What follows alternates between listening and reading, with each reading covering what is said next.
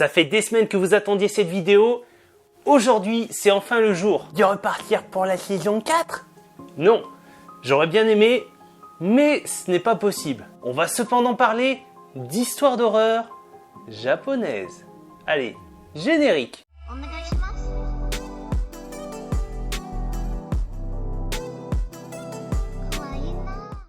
Bonjour. Alors, aujourd'hui, tu vas raconter des histoires ? Oui, mais pas n'importe quelle histoire. Car pour la plupart, ces légendes urbaines sont tirées d'histoires vraies. Éteins la lumière, installe-toi confortablement, car voici la première histoire. Et attends, d'abord, avant de commencer, mettez un like, c'est très important sur la vidéo. Et puis, abonnez-vous si c'est pas déjà fait. Voilà, tu peux y aller. Et oui, ça c'est vrai. Bon, on reprend. Allez, première histoire.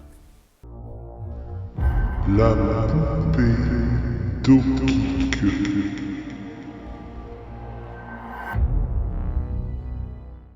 Cette première histoire se passe en 1918 et nous emmène sur l'île d'Hokkaido, qui se trouve tout au nord du Japon. Un jour, alors qu'il se promenait dans un marché, un homme âgé de 18 ans fit l'acquisition d'une poupée afin de l'offrir à sa sœur cadette, Okike.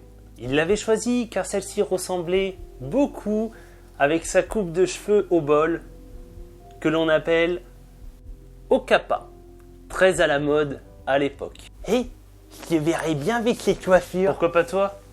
Ce qui est sûr, c'est que cette petite fille adorait cette poupée, à tel point qu'elle l'emmenait absolument partout. Il était impossible qu'elle puisse s'endormir sans. Malheureusement, quelques années plus tard, la jeune fille perdit la vie à cause d'une grave maladie. Les parents de la jeune fille décidèrent de garder la poupée et de la renommer Okike, en hommage à leur fille défunte. Ils l'installèrent sur l'autel funéraire de leur maison.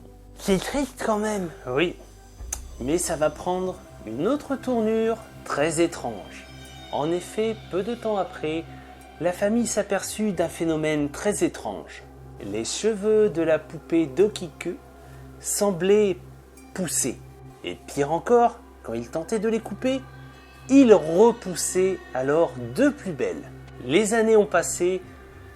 Après un déménagement en 1938, la famille d'Okike décida de céder cette poupée étrange au temple Mannenji situé dans la ville d'Iwamizawa. On peut encore la retrouver aujourd'hui, toujours exposée. Mais comment ça se fait que les cheveux poussent ? Eh bien, de nombreux scientifiques se sont penchés sur le sujet et ils ont été tous formels. La poupée a des cheveux humains. Mais comment des cheveux peuvent pousser sur une poupée ? Pour ça, personne ne connaît la réponse. Ça reste un grand mystère. Bleu ou rouge?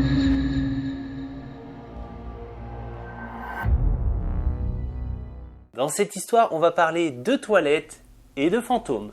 C'est fou quand même. Toutes les histoires d'horreur, elles parlent de toilettes et de filles. C'est bizarre, hein ? Ils sont un peu pervers. Justement, tu ne pouvais pas dire mieux. En effet, cette histoire se passe dans les toilettes des filles. Ah, je le savais.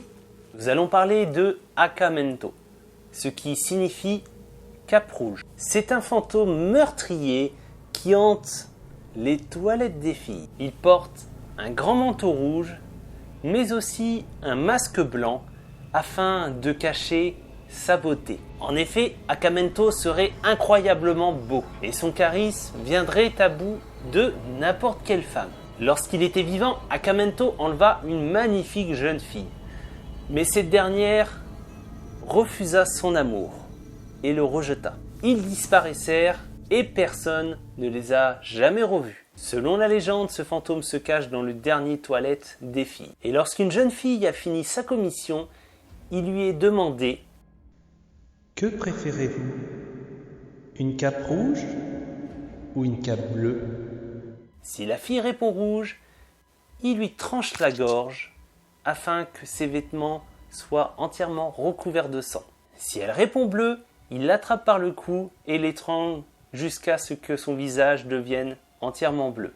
Nombreuses sont les jeunes filles qui ont essayé de déjouer le piège en essayant de proposer une autre réponse. Mais si tel est le cas, des bras blancs sortent alors du sol et entraînent l'âme de la victime dans les abysses de l'enfer. D'après certaines croyances, il est quand même possible de déjouer le piège. Il suffit de répondre « Je n'en ai pas besoin ».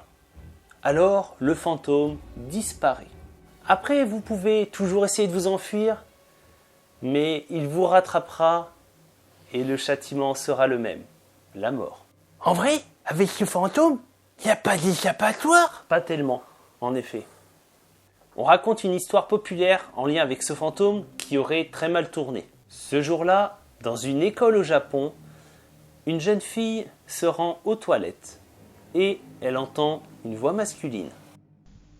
Allons-nous mettre une veste rouge? Prise de panique, elle s'est enfuie sans même remonter son pantalon et elle s'est précipitée pour tout raconter à son professeur. Aussitôt, le professeur appela la police. Une femme policière est donc arrivée dans les toilettes pendant que son collègue attendait à l'extérieur. Elle entendit alors la même voix. Allons-nous mettre une veste rouge? L'agent de police qui était à l'extérieur écoutait attentivement ce qui se passait. Il entendit alors sa collègue répondre « Ok, mettez-le ». Soudain, un cri se fit entendre, suivi d'un bruit sourd. Lorsque le policier ouvrit la porte, il retrouva sa collègue, morte, décapitée. Ses vêtements étaient bien entendu couverts de sang. Donc prenez garde si vous entrez dans les toilettes et que vous entendez une voix qui vous dit ça. Le fantôme sans jambes.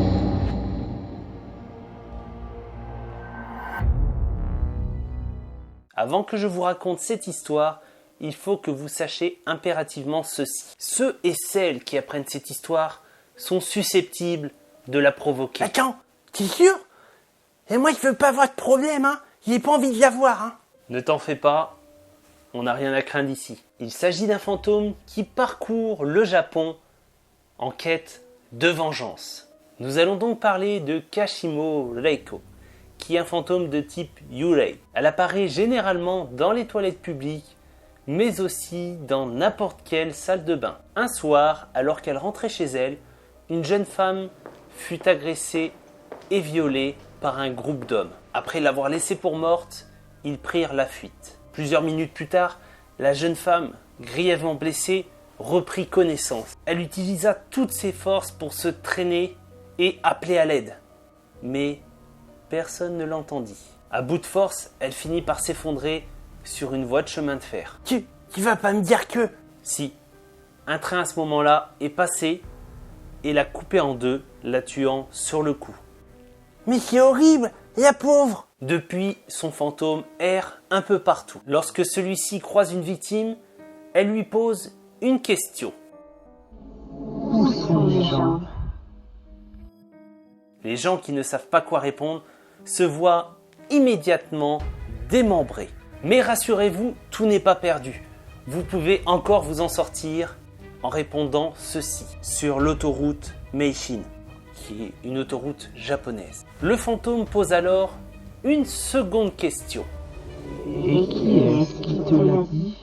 Et alors, il faudra répondre, c'est Kashima Reiko qui me l'a dit. Après cette réponse, le fantôme disparaîtra. Il y a toutefois une deuxième alternative pour s'en sortir. Mais celle-ci aura un effet néfaste sur une autre personne. Ah bon? Comment ça? Lorsqu'elle posera cette fameuse question, il suffira de dire « Moi, je ne sais pas ». Mais il vous suffira juste de dire le nom d'une autre personne, le C. Cette réponse fera immédiatement partir le fantôme qui ensuite s'attaquera à l'autre personne qui aura été mentionnée. Ah, c'est flippant quand même. Oui, mais ici, on craint rien. Oh, qu'est-ce qui se passe? Qu'est-ce qui se passe? Où sont les gens? Ah, moi je sais pas, mais Jiro il Quoi? sait lui. Mais Ah! voilà, j'espère que cette nouvelle vidéo horreur vous a plu. N'hésite pas à mettre un commentaire pour nous dire si tu veux un nouvel épisode de la série. Et aussi, raconte-nous quelle est pour toi l'histoire qui t'a fait le plus peur. Quant à nous, n'hésitez pas à me rejoindre sur Instagram pour des exclusivités, mais aussi sur ma chaîne secondaire Lifestyle. Et si vous aimez les jeux vidéo, je vous attends tous les jours sur ma chaîne Twitch. En attendant, portez-vous bien, prenez soin de vous et à très bientôt. Ciao. Ciao.